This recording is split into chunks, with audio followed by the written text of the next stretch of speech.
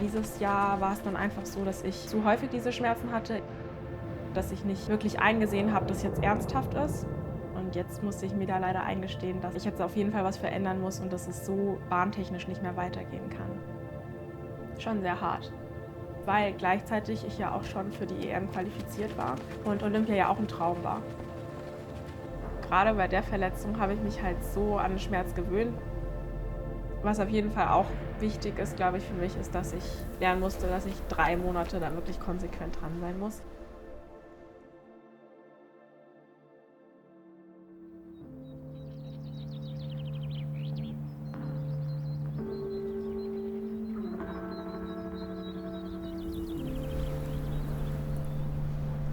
Mein Name ist Miriam Dattke, ich bin Langstreckenläuferin und lebe in Regensburg. Ich habe damals in der Schule bei verschiedenen Schulläufen mitgemacht und habe da ganz gut abgeschnitten. Und dann hat mein erster Trainer mich quasi gescoutet und gefragt, ob ich nicht mal so ein Vereinstraining ausprobieren möchte. Und da bin ich dann irgendwann in den Leistungssport reingerutscht. Ich mag die Freiheit, die man so durchs Laufen hat, also dass man in der Natur ist, dass man mit verschiedenen Leuten laufen kann, quatschen kann. Also es ist auch einfach eine Sportart, die für mich mit sehr viel Freiheit verbunden ist.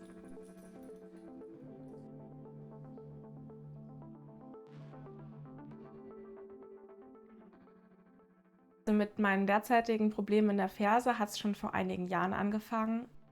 Anfangs waren es wirklich nur die letzten Wettkämpfe, wo ich da die Probleme hatte. Und jetzt musste ich mir dieses Jahr leider eingestehen, dass ich jetzt auf jeden Fall was verändern muss und dass es so bahntechnisch nicht mehr weitergehen kann. Aber dieses Jahr war es dann einfach so, dass ich zu häufig diese Schmerzen hatte. Ich selber dann auch mich vielleicht auch so sehr an eine gewisse Intensität gewöhnt habe, dass ich nicht wirklich eingesehen habe, dass das jetzt ernsthaft ist.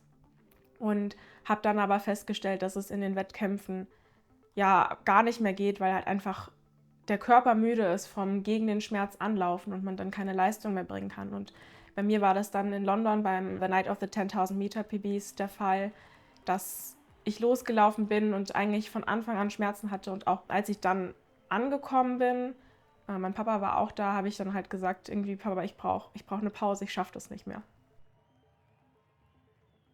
Schon sehr hart, weil gleichzeitig ich ja auch schon für die EM qualifiziert war und Olympia ja auch ein Traum war.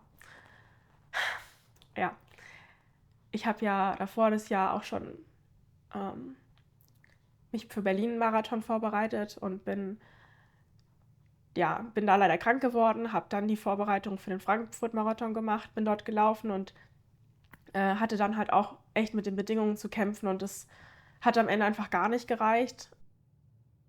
Ich hatte also schon diese Odyssee mit den Marathonläufen hinter mir.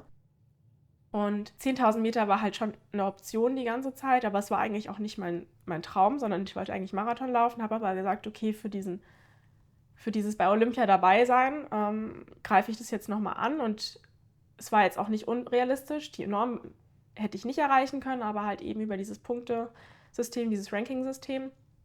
Und es war dann halt eigentlich auch klar, dass ich halt von den Punkten, wenn ich nicht bei der EM starte, dass das natürlich auch nicht möglich ist.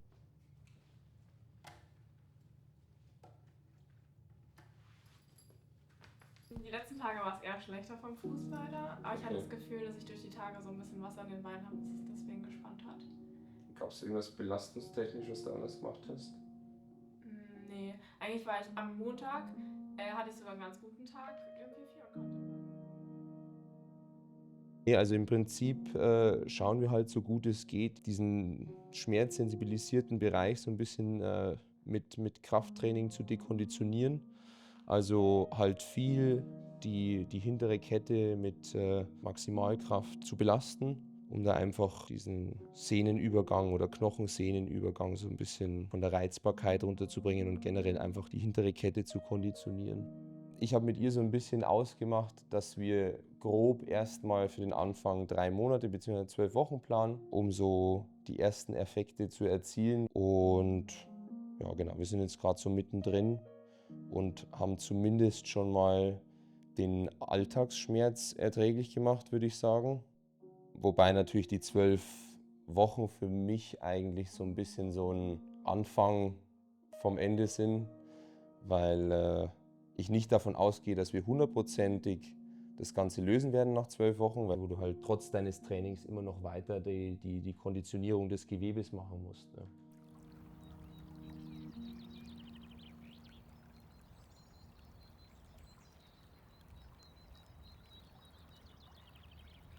Was auf jeden Fall auch wichtig ist, glaube ich, für mich, ist, dass ich lernen musste, dass ich 3 Monate da wirklich konsequent dran sein muss.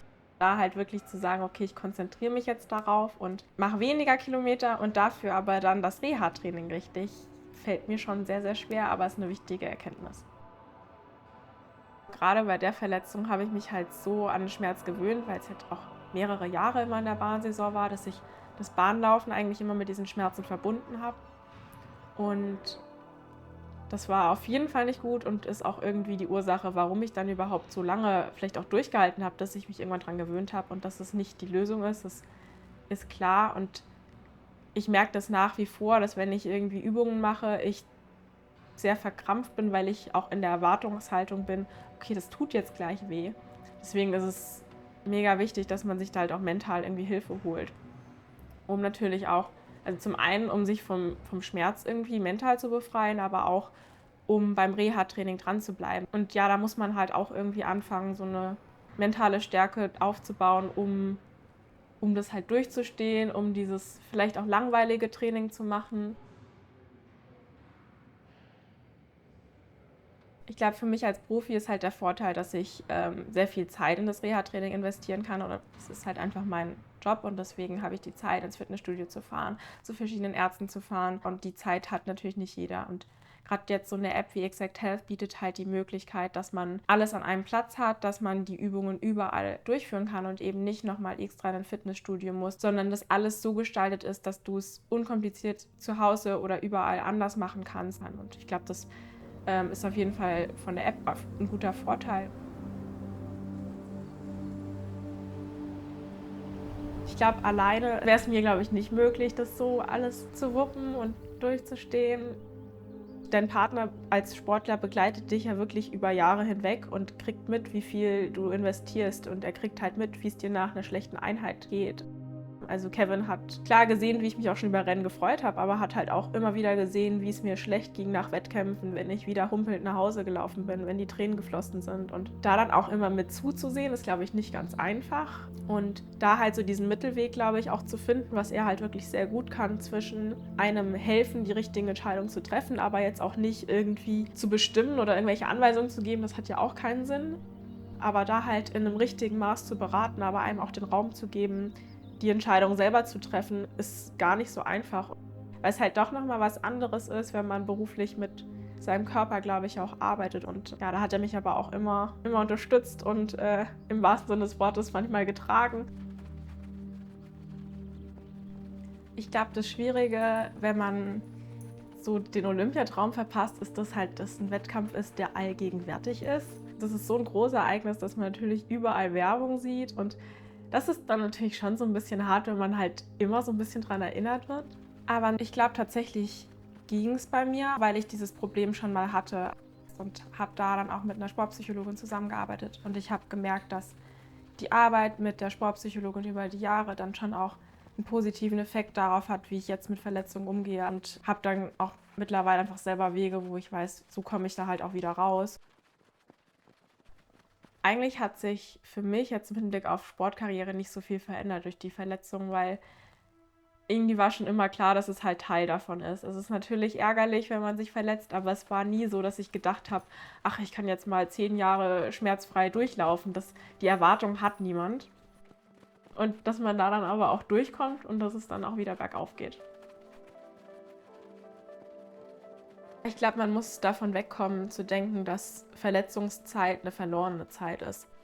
Man kann die Zeit trotzdem sinnvoll nutzen und jeder hat irgendwie mit Rückschlägen zu kämpfen, das gehört dazu und das vergisst man dann gerne mal, wenn man dann im Fernsehen die Topstars sieht.